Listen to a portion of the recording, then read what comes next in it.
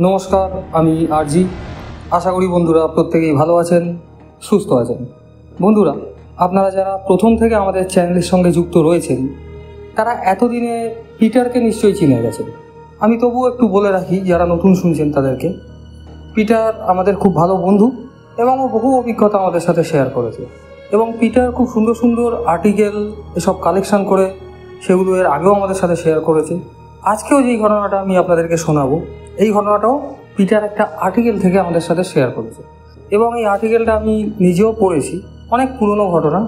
তো এই আর্টিকেলটা রিলিজ হয়েছিল 1998 সালে, 1998, ক্যালিফোর্নিয়ার ঘটনা। এটা ইউএস ঘটনাটা খুবই আশ্চর্যজনক একটা ঘটনা, এই জন্য বলতে পারেন এটা মিস্ট্রি আনসলভের মধ্যে পড়ে যাচ্ছে।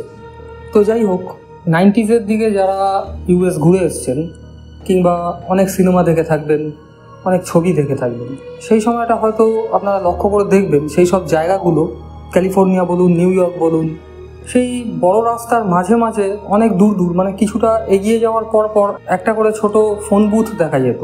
আমাদের ইন্ডিয়াতেও ছিল কিন্তু খুব কম ছিল। কিন্তু এই যে ইউএস যেসব স্টেটগুলো রয়েছে সেখানে কিন্তু এরকম রাস্তায় রাস্তায় একটা করে ফোন বুথ বসানো থাকতো পাবলিকের জন্য। সেখানে গিয়ে একটা কয়েন আপনি পুশ করলে লাইনটা চালু হয়ে যেত, আপনি কারোর সাথে টেলিফোনে কথা বলতে পারতেন। এবং এই 90s সময় তখন মোবাইল ফোন অতটা চালু হয়নি, খুব কম। ইউএসএও খুব কম তখন মোবাইলের চল ছিল, আর আমাদের ইন্ডিয়াতে তো মোটামুটি 2000-এর অনেক পরে এসছে মোবাইল ফোন। তখন চলতো হচ্ছে কর্ডলেস সেলুলার ফোন যেগুলোকে বলা হয়।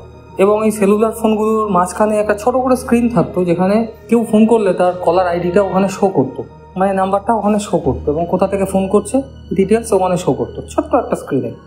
এখন যেরকম মোবাইল ফোনে বড় স্ক্রিনে আমরা ট্রু কলারের মাধ্যমে আননোন কলার অনেক কিছু জেনে যাই, কিন্তু তখন ছিল ওইটাই একমাত্র সব থেকে একটা মানে দামি ফোন তখনকার সময়, যেখানে কেউ কাউকে ফোন করলে তার কলার আইডিটা ওখানে শো করতো। তো এই ঘটনাটা ঘটেছিল ক্যালিফোর্নিয়ায় একজন ডাক্তারের সাথে।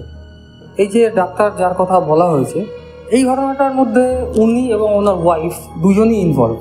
কারণ এই ঘটনাটা দুজনকে নিয়েই। তো আসি আসল ঘটনায়। 1998 ডিসেম্বর মাস, তখন মানে খুব ঠান্ডা, আর ক্যালিফোর্নিয়া তখন মোটামুটি মানে স্নোফল হালকা হালকা হয় ওরকম সময়। তো এরকম উনি ওনার ওয়াইফ তখন ঘরে মাঝরাত খাওয়া দাওয়া করে ঘুমোচ্ছে, হঠাৎ একটা ফোন কল আসে এবং এই যে ভদ্রলোক উনি ফোনটা রিসিভ করে হ্যালো হ্যালো বলে, কিন্তু উল্টো দিক থেকে কোনো রকম কোনো রেসপন্স নেই। এটা পরপর অনেকবার হতে থাকে। উনি খুব বিরক্ত হয়ে যায়, বিরক্ত হয়ে উনি ফোনটাকে টোটালি লাইন থেকে ডিসকানেক্ট করে রেখে দেয়।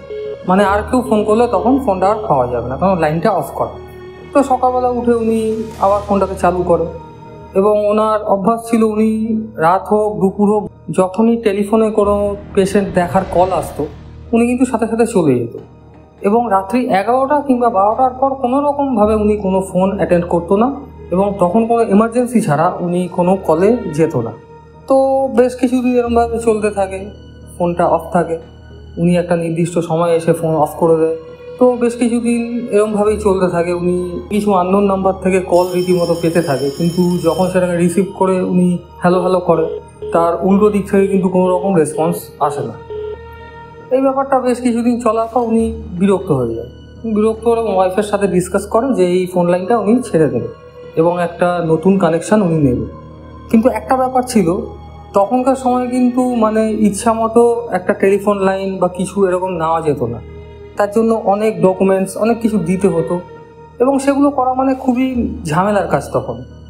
তো এই ব্যাপারটা মাথায় রেখে ওই ভদ্রলোকের ওয়াইফ, মানে যিনি ডাক্তার, ওনার ওয়াইফ বলেছিল যে কি দরকার এখন এসব ঝামেলার মধ্যে যাওয়া।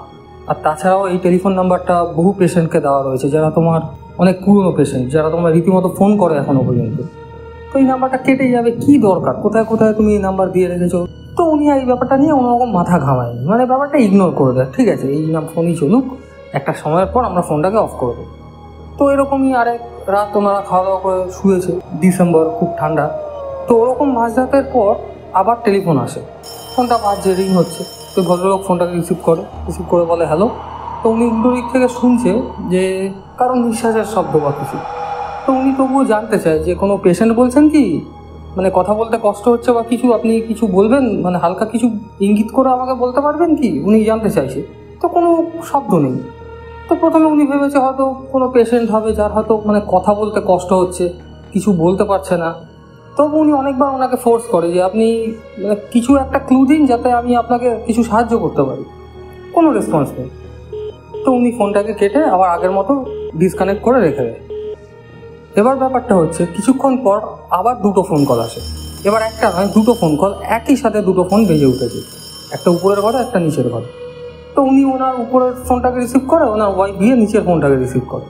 তো কোনো রকম কোনো রেসপন্স নেই। ওনার ওয়াইফও নিচে হ্যালো হ্যালো করছে, উনিও উপরে ফোনে হ্যালো হ্যালো করছে, উল্টো দিক থেকে কোনো রেসপন্সই নেই। এবার তখন উনি বিরক্ত, মানে খুবই বিরক্ত হয়ে যায়। বিরক্ত হয়ে পরের দিন ওনার এক বন্ধু ছিল, তাকে গিয়ে বলে যে এরকম এরকম ঘটনা ঘটছে, একটা পার্টিকুলার নাম্বার থেকে ফোন আসে এবং সে কে আমি জানি না, রেগুলার আমাকে ওই নাম্বার থেকেই ফোন করছে। আমি আবার বিরক্ত হয়ে গেছি। উনি ব্ল্যাঙ্ক আউট হয়ে যায় পুরোপুরি, আর মানে ব্যাপারটাকে নিয়ে বেশি ঘাটতে চায় না, বলো যা হয়েছে হয়েছে। এবার আমি সোজা ওখানে লোকাল পুলিশ স্টেশনে যাব, গিয়ে এই নাম্বারটা দিয়ে আমি একটা জেনারেল ডায়েরি করে আসবো। তো উনি ওনাদের ওখানকার লোকাল পুলিশ স্টেশনে যায়, ওখানে অফিসারকে গিয়ে সব কিছু বলে এই নাম্বারটা দেয়। নাম্বারটা দিয়ে বলে যে আপনি কাইন্ডলি কিছু একটা ব্যবস্থা করুন, রোজ রাতে এরকম আমাদের ফোন করে উৎপাত করছে, আমাদের ঘুমের প্রবলেম হচ্ছে। আমি একজন ডাক্তার, আমার সকালবেলা বেরিয়ে যেতে হয় এবং রাতে যদি আমি ঘুমোতে না পারি সারাদিন খুব টায়ার্ড থাকি। তো অফিসার ওনাকে আশ্বাস দেয় যে হ্যাঁ কোনো ব্যাপার না, আপনি যান, আমরা দেখছি এটা কোথা থেকে আসছে। তো ঠিক আছে, একদিন দুদিন এরকম যায়, ফোনটা আসা বন্ধ হয়ে যায়। তো উনি ভাবলো হয়তো কাজ হয়েছে, অফিসারকে, যেই পুলিশ অফিসারকে আমি দিয়ে এসেছিলাম তিনি হয়তো ব্যাপারটা সুরাহা করতে পেরেছে, হয়তো যে ফোন করছিল কোনো মজা করে ইয়ার্কি করে তাকে হয়তো ধরেছে, এই জন্য উনি হয়তো আর ফোন টোন করা বন্ধ করে দিয়েছে। তো সেদিন রাত্রিবেলায় উনি যখন আবার খাওয়া দাওয়া করে শুতে যাবে তখন একটা টেলিফোন আসে এবং উনি ফোনটা রিসিভ করে যখন হ্যালো বলে তখন ওই যে লোকাল পুলিশ স্টেশন সেখান থেকে ওই অফিসারই ওনাকে ফোন করে বলে যে আপনি কাল সকালবেলা একটু থানায় আসতে পারবেন। উনি বলেন হ্যাঁ কোনো ব্যাপার না, আমি সকালবেলা আপনার থানায় যাও। কেন, আপনি কি কিছু জানতে পেরেছেন? বলে আপনি আসুন, আপনার সাথে সামনে বসে কথা বলবো। তো যথারীতি পরের দিন উনি সকালবেলা ঘুম থেকে উঠে ব্রেকফাস্ট করে বেরিয়ে থানায় গিয়ে উনি যখন ব্যাপারটা জানতে পারে তখন মোটামুটি ওনার পায়ের তলা থেকে মাটি পুরোপুরি সরে যায়। অফিসার তাকে জানায় যে যেই নাম্বার থেকে আপনাকে রোজ এই ফোন কলটা আসছে সেই নাম্বারটা একটা ফোন বুথের, এবং এই ফোন বুথ 2 বছর আগে একটা অ্যাক্সিডেন্টে, কোনোরকম একটা ঝড় বৃষ্টির রাতে একটা অ্যাক্সিডেন্টে পুরো ধ্বংস হয়ে যায়।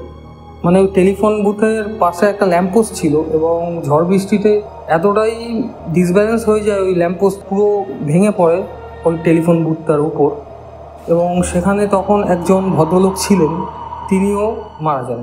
মানে ওই বুথের ভেতর কেউ হয়তো কাউকে ফোন করছিল, এমন সময় ওই অ্যাক্সিডেন্টটা হয় এবং ওই ভদ্রলোক সমেত পুরো ওই টেলিফোন বুথ একদম ভেঙে চুরে পড়ে যায়। তো উনি ব্যাপারটা চিন্তা করতে করতে আসছে, তবে কী করে সম্ভব হতে পারে, একটা যেই নাম্বারটা নেই, যেটা এখন আর এক্সিস্ট করছে না, যেই টেলিফোন বুথ, সেখান থেকে কী করে ফোন আসছে। এবার উনি এটা নিয়ে সারাদিন চিন্তায় থাকে। চিন্তা করতে করতে করতে একটা সময় ওনার মনে পড়ে যে হ্যাঁ, বছরখানেক আগে একটা ফোন কল ওনার এসেছিল মাঝরাতে, এবং সেদিন খুব ঝড় বৃষ্টি ছিল এবং এক ভদ্রলোক ওনাকে ফোন করে বলেছিল যে খুব এমার্জেন্সি এবং আপনি যদি আসতে পারেন খুব ভালো হয়। এবং তখন এই ভদ্রলোক, মানে যিনি ডাক্তার, উনি এই কলটাকে রিফিউজ করে। উনি বলে যে এই মুহূর্তে আমার পক্ষে যাওয়া সম্ভব না, এবং বারবার করে কিন্তু তবুও ওই ভদ্রলোক এই ডাক্তারকে ওই টেলিফোন বুথ থেকে কল করছিল যে আপনি কাইন্ডলি একটু আসুন। তখন এই ডাক্তার, যিনি ভদ্রলোক রয়েছেন, উনি বিরক্ত হয়ে টেলিফোন লাইন থেকে ডিসকানেক্ট করে দেয়। তারপরে হয়তো এই অ্যাক্সিডেন্টটা হয়ে থাকলেও থাকতে পারে, এবং তিনি এই ভদ্রলোক কিনা সেটা এই ডাক্তার কোনোরকমভাবে রিলেট করতে পারছে না। তবু কিন্তু উনি যতদূর আইডিয়া করেছে যে হলেও হয়তো হতে পারে যে আমি যেই কলটা রিফিউজ করেছিলাম হয়তো সেখান থেকেই কোনো অশরীরী কোনো আত্মা হয়তো এখনও তাকে ডিস্টার্ব করে যাচ্ছে। তবে এইটা সুরা কোনোরকমভাবে হয়নি।